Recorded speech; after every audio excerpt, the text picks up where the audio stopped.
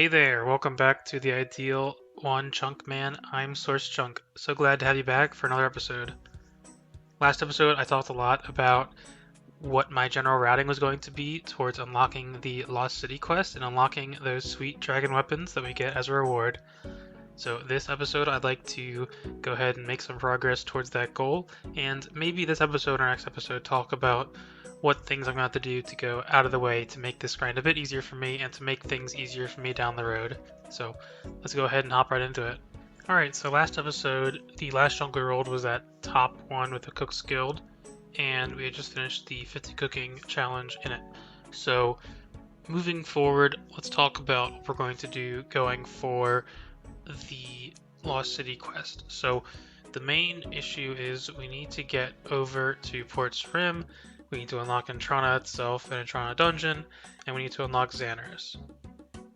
So let's talk about what things that we're going to need to do when we do that and how they can be made better. So I actually implemented a new mode based on a suggestion from last video, thank you for that, where we now have a little sandbox mode. So I'm going to flip on sandbox mode, and all changes made inside sandbox mode are temporary, so it's great for planning out what you want to do next for your routing. And then you can just press escape or close sandbox mode and they'll all go away back to your base map. So let's plan that out. Let's talk about how we need to Port's Rim. So first thing is we got to go to the left here, and that will unlock a couple little things, not a big deal. This chunk unlocks nothing, and then this chunk down here is going to have the Wind Wave spell is the big one. So ideally I'd like to have a slightly better way of training magic than having to do that, like I mentioned last episode I think. And I think our best bet for that is going to be unlocking Varrock first, so that we have a staff shop and we can auto cast spells. Because even if we get a staff by some other means, it's going to take a long time to route around to that, and we want Varrock eventually anyway, so I think it's as good a time as any to unlock it now. So I think the only thing we'd want before we unlock Varrock would probably be a good place to train the magic, because I imagine it'd get pretty tiring training it at the Lumbridge Goblins. So I'm thinking that our best way to train is probably going to be, there are some hill giants down in this square over here, just to the east of Al-Kharid Central. So let's walk back these chunks and instead go towards here. As you can see, we have to get a couple drops from them, but that should be relatively simple. So if we do that, and then we unlock Varrock Central, we have the Wind Wave again, which is not a big deal. 40 range isn't actually 40 because you can't wield Green Dragon Hide yet because it's in the Champions Guild, but 30 range is fine. You know, lock range first, which is a positive thing I'd say. We get an upgraded weapon with the Adamant Sword, and Mithril Plate Body, all that stuff, so generally pretty good. So I think that's probably our best bet to go to next, to do those two chunks first before we head over to Port's Rim. So let's go ahead and do that now. Before we hop right into it, I actually have a clue scroll here I'm going to open, hopefully two of them, but we'll see after this. No, okay, so I still have one clue scroll though, so let's go ahead and open this beginner clue. Staff of Air is actually very funny because we were just saying we're going to route towards Varrock to get a staff, but now we have one. Does that change our plans? No, because I think a Staff of Fire would still be way better than a Staff of Air, so I'm still going to go towards Varrock, so this is fine. So for this first chunk, remember all we need is 2 drops from the Hill Giants here, and that is the upgraded shield and the upgraded helm. So I actually missed the clip for the shield, unfortunately. You can see I'm already wearing in this clip, but right here I get the Iron Med helm, which is the upgrade we were after, and that completes the chunk actually. Very quick one. It only took me, I think, 40 kills about to get this. We'll be killing a lot more in this next chunk of these Hill Giants, but yeah, pretty lucky here, I think. So let's go ahead and go straight up to Varrock and check out what's there. Alright, so on to the Varrock chunk now. We got a couple things we gotta take care of in here. Three categories mainly. The first is going to be upgrades and gear upgrades in general, so just most of them are going to be bought from the shops here because there's lots of shops. Secondly, we need to worry about starting quests and completing quests. I don't know if we can complete any in this chunk, but we do need to start a couple and progress a couple further along, so that'll be a big thing. And then thirdly is going to be the biggest, which is the skill requirements, mostly that being the magic and ranged requirements. So first of all, we went ahead and grabbed all the gear upgrades I could get. So the Adamant Sword from the Sword Shop is a nice upgrade from the Mithril Scimitar I had before. Not that much better, but definitely better, and it'll be the best we have until we get an Adamant Scimitar or something like that. So that'll be great for melee training. We also picked up from the clothing shop new Best in Slot prayer gear with the priest robes, as well as a cape. So this was the new red cape season. And we also picked up the leather gloves that we were unable to get back in the south end of Varrock earlier, as well as picking up a couple other things just in case we need them. We also picked up a new Best in Slot plate body, as well as some studded gear for later on range training. On top of that, we were able to grab our first ranged gear that actually counts as ranged training, so the short bow and bronze arrows will be enough for us to train range, and we need to get up to the maple short bow, so that'll be what we're working towards. And then on top of that, we need to go and grab the staffs that we didn't already have from the staff shop. We got the Staff of Air from the clue in the beginning of the episode, but we still need the other three, so I'm just gonna grab those. We don't need all of them necessarily, but it's nice to have them, and we'll definitely want the Fire Staff at the very least for training and casting spells, So that wraps up the Best in Slot gear that we needed to get, except for one exception, which we'll come back to in a bit. Now, onto the quest. We were able to start the Demon Slayer quest, although not much further than just the start, because after the start we had to go up to Varrock Castle, and we're not going to have that chunk for quite a long time, so I'm not too worried about it. After that, we started Romeo and Juliet, and we were able to get pretty far, but I forgot that we actually have to go to the church in Northern Varrock to talk to someone there, so we're actually unable to complete the quest when I thought we would be able to, unfortunately, and we're not going to be able to do that quest for a long time as well, unfortunately, so that's too bad.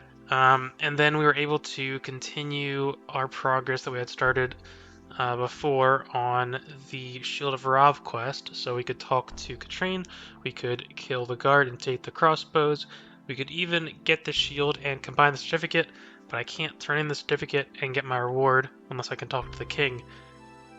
And guess what? The king is also in the north chunk, so yeah, I'm not going to complete that for a long time either, unfortunately, but that's just the way it is when you play a chunker, so we have all of these quests mostly done or partially done, and they're probably not going to be done for quite a long time, but we need to make sure that we remember to do these when we do get that chunk eventually. So speaking of keeping track of quests and doing them when we can do them, let's talk about exactly that. Apologize for the screen region, I know it's not great. I kind of just threw it together, it's not one of my set screen regions, but I wanted to show you this. So there's this goal tracker plugin that comes along with your chunk plugin that you get from the plugin hub on Moonlight, and is really useful. Funnily enough, it's actually requested by Pelipper, kind of the origin of this series, for his account, and I get some use out of it now, luckily, and so do other chunkers, which is nice. So I had to thank him, and thanks Slay to Stay, of course, for creating the plugin, who also created the chunk plugin. So this is a plugin called the Goal Tracker that you can access on the right side. It's one of the little icons that shows up next to the spanner icon that you can do for settings, and the world hop icon, all those. So what you can do is you can create goals and name them and give them chunks and requirements. So you can see I made a Shield of Arav goal where I set the title to Shield of Arav, I set the chunk ID to 12853, which is the chunk of Varrock Central, and you can see that on either the chunk picker website if you have the chunk ID option enabled, or if you're on the game you can see it in the upper left corner of the chunks if you zoom in on the world map. And That's just will show you where the chunk starts off in, or sorry, where the goal where the chunk where that goal starts off in. And it's useful because you can hover over the map and hold Alt, and it'll show you what goals in a chunk are started there, you know? So you can see what quests you're started in that chunk. So you can kind of make a list of all of the goals or quests in this case, or any goals honestly, that start in a specific chunk, and look at them for later. What you can also do is you can add requirements to a goal, and adding requirements to a goal are a way to signify when you're able to do that goal again or progress that goal. So in the case of quests, most likely what you're going to do is you'll want to put down the chunk ID of the next step of the quest. So in the case of Shield of Rav, the next step of the quest requires us to go to the main Varrock chunk, which is 12854. So we can add 12854, just that, as a requirement, and the goal tracker plugin will actually pick up that we're referencing a chunk ID, and it'll mark it on the minimap, or not the minimap, it'll mark it on the world map again. So if you have the world map open, the red border around chunks indicates that there's a goal that starts there. The purple border around chunks indicate there's a goal that has the chunk as a requirement. And if you hold Alt again, you can see that it'll say something like chunk required for, you know, X quest or whatever. And same thing with the red one, you can see the goals that start there. So it's just a very useful tool, and that's how we are keeping track of all the quests that we need to do. And so if you're thinking there's so many quests that I have like 10 started now, and when do I know when to complete them and all that, this is how.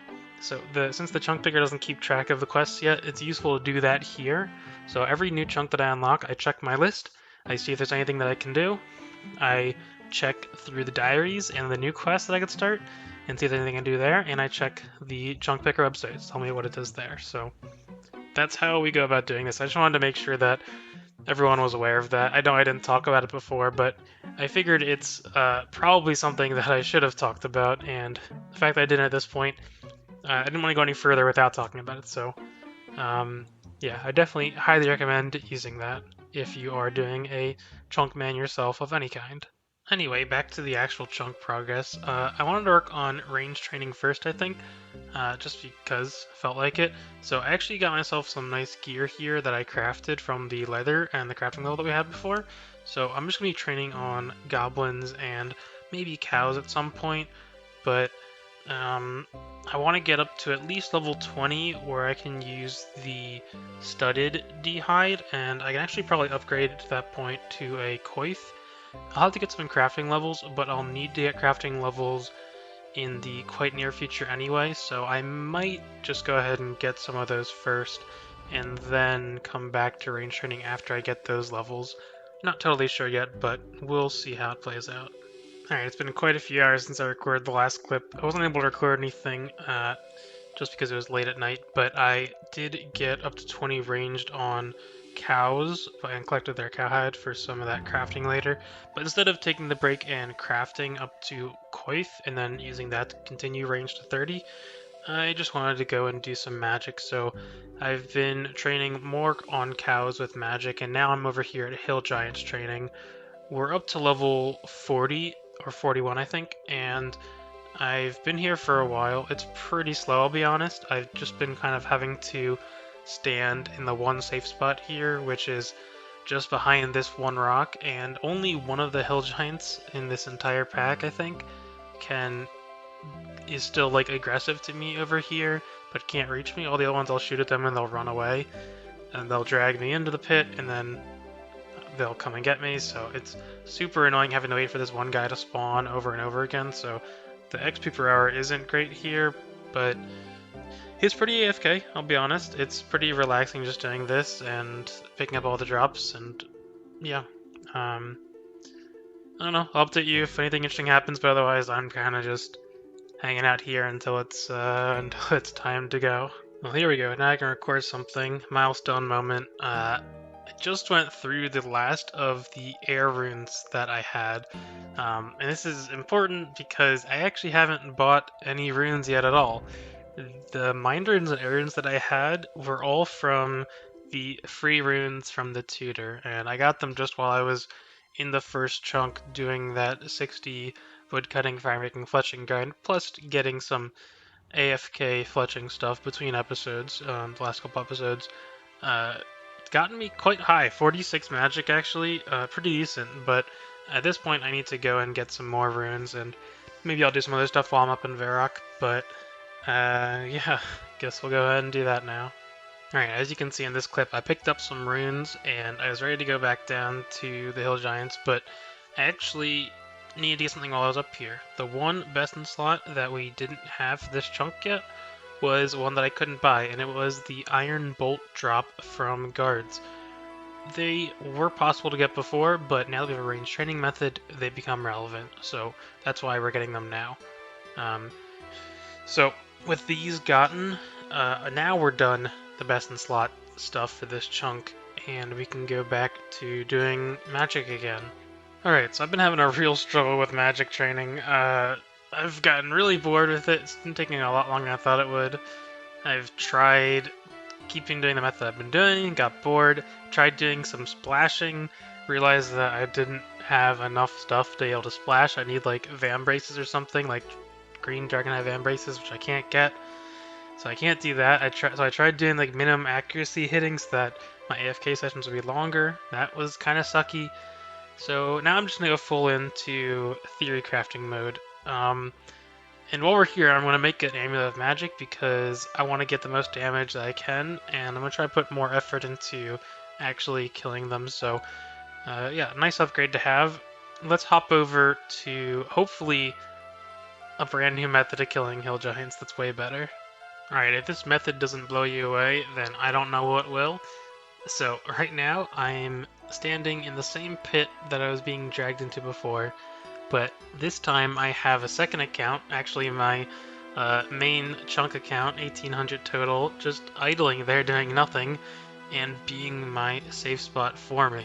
And now this isn't, I don't think this is dishonest because there is a safe spot. I just wanted to speed it up because I'm impatient, and this speeds it up like marginally, but it's just fun. Like, come on, I'm hiding behind my main account basically. So the way you do this is you just bring them in, and as long as you don't walk over their character model, the hill giants will just get stuck on them. So I've messed it up a couple times now, but I've been doing it for a couple levels, and it's actually really nice. So. Alright, and about a year after that last clip, this should finally be done in just a minute.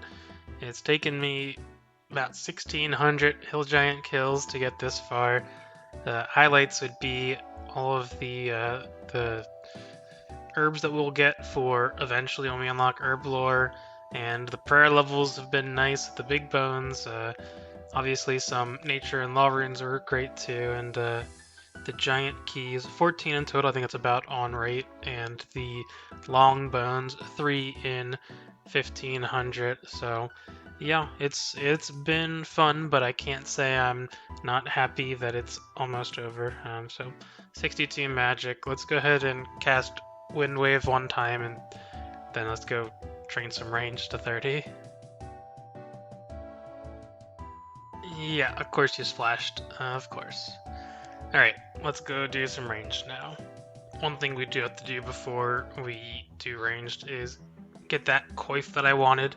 So we need 38 crafting to make a coif, and I'm most of the way there, but we'll need to do a couple more crafting levels. So what I've been doing is just taking the cowhide that I've been storing up in the bank from earlier training and turning it into hard leather and crafting that into hard leather bodies.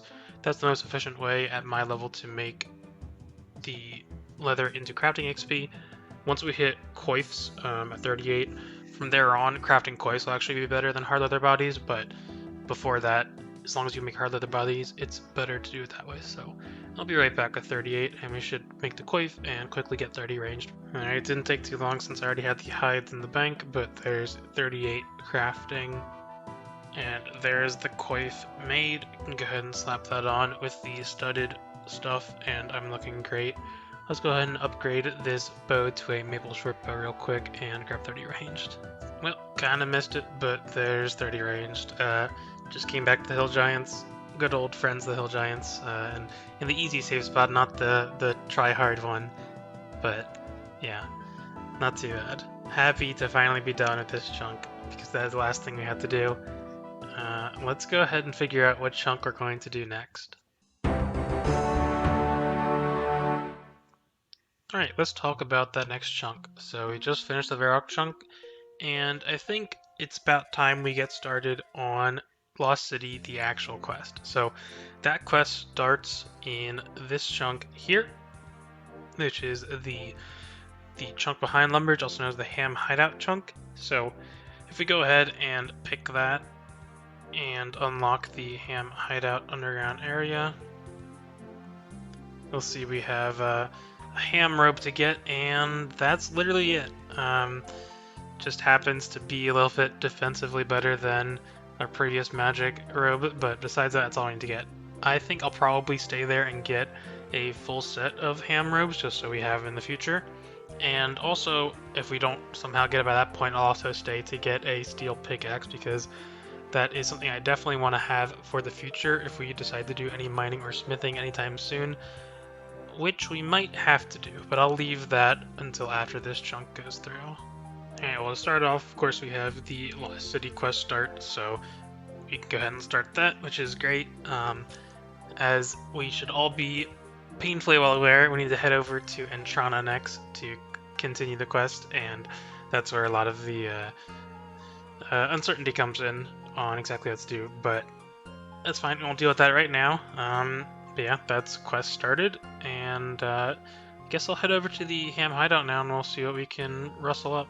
I'm just going to show this clip in its entirety. I wasn't expecting to do anything, but I happened to be recording when I entered the ham layer for the first time. You can see my inventory is the exact same and everything, so I haven't been training yet. I just got here from the quest start, and literally the very, very first pickpocket when we get in, I get a steel pickaxe, which is very funny. What's not funny is how dry I went to get an entire ham set. So let's cut to that and see how I did with that. Oh my god, alright, finally over. That took a lot longer than I thought it would. I didn't have to get the full set, but I did anyway, and I regret it because that took a lot of kills. Yeah, 665, I shouldn't say kills, pickpockets of ham members to get one rope top. I got the rope bottoms quite quickly. Yeah. No, those clues are not completable, so I didn't even gain that from that. I guess I got the gems and almost a second set of ham, which is yay. Chunk complete. So I alluded to it last pick that we made, but I think it may be time for a smithing grind now that we've set up things last episode. First, let me explain why there's going to be a smithing grind. So if I go ahead and turn on sandbox mode, a very helpful feature, I am going to do some routing here. So I'm not going to worry about the specifics, but if we just route ourselves over to Port Sarim, and we unlock Entrana, and we unlock sewers in the dungeon. Yeah, that's fine. We have one more chunk to unlock for Lost City to be complete, and that's this Lumbridge chunk down here. So let's go ahead and unlock that, and you'll see that we have 40 smithing to smelt a gold bar here. So that is something that we're going to need to do by the time we unlock Xanaris. This is actually just before we unlock Xanaris. So we need a good way to train smithing before we're able to complete the quest. So that's one thing.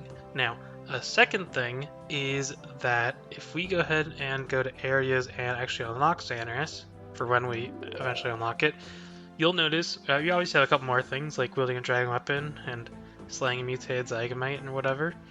But we have a 70 combat to receive a Slayer's IMF from Chaldare. So this is something that I'd like to avoid if possible. Nothing wrong with Chaldare, great Slayer Master, but 70 combat isn't something that I would like to grind for intentionally with no goal in mind of getting levels besides combat levels.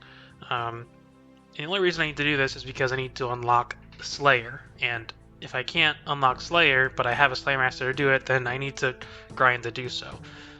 So I'd prefer, if we could, to get another Slayer Master that is easier to unlock. So first mine might go to Turiel up in Berthorpe, but getting there is a whole other challenge. We can't really get past the Dwarven mine no matter which way we go. And then there's Taverley Dungeon. I don't even want to think about that right now. Maybe we'll get to that in a little bit, but yeah. Cristelia and Edgeville, can't get to her because this dungeon is death. And in this dungeon is Vanica, who is death again. Getting to Meschina over here in Canifis is death because to get over here we have to go to Varrock Palace, and that's death. Getting to Duradel obviously is not going to work, and is no better than Chaldir. Same with our other options to the far west. So our only real option is in Draenor Village, actually. There's Spria, the new Slayer Master that came out with that one quest. So if we were able to complete that quest, we could actually get her as a Slayer Master and use that as our cop-out for this only combat grind that we're being put into here. So that would require unlocking the quest start, which is this main Draenor chunk. So if we unlock that, that doesn't do too much itself, but if we unlock the Sourhog Cave, which is unlocked during the quest, it'll show us we only need 3 combat now, which is great. One issue with that is unlocking Draenor Village, and because we've unlocked Varrock Central, means that actually now that we have Alcarid and those 2 other chunks, we can complete Prince Ali Rescue, which is fine in itself, but completing Prince Ali Rescue means we can get into the Sorceress's Garden, which, if I go ahead and... where is it? There, Sorceress's Garden. That'll be a 65 thieving grind for us. So, not ideal. So, let's kill 2 birds with 1 stone here. Get a good way to train smithing, as well as working towards getting a better way to train thieving, so that I can avoid both of these grinds. Or, not avoid, just route around them. So if I get out of sandbox mode real quick, so it pulls everything back, and then I enter it again, so that we can reroute this. So I'm thinking instead we'll go down, because Polniv Niche down here is going to be our best bet for training thieving. It's got the bandits and blackjacking. It's amazing. It's like the best thieving in the entire game, and it's actually not that hard to get to. So if we unlock that, that would be amazing. Now to get there we have to go through Shanty Pass, which actually gives us a really good smithing method, at least for early levels. There is a bronze, or 10 bronze bars I should say, stocked in Shanty's shop there, and if we get lucky we can kind of go through the worlds and buy those, and it's actually quite a bit faster than actually mining ore and then smithing it.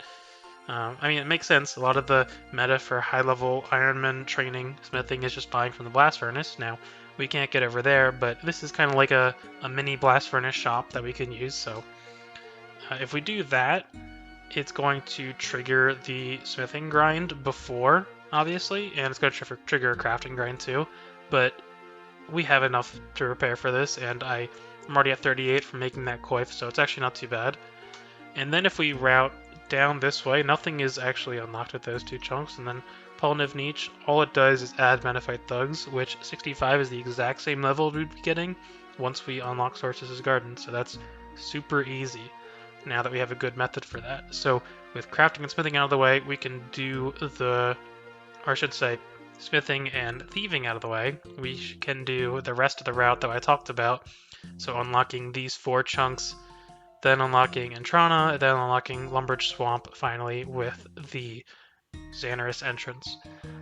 And we can get our Dragon Weapon then, and then I'll have to worry about the combat grind, or worry about the thieving grind, or worry about the smithing grind.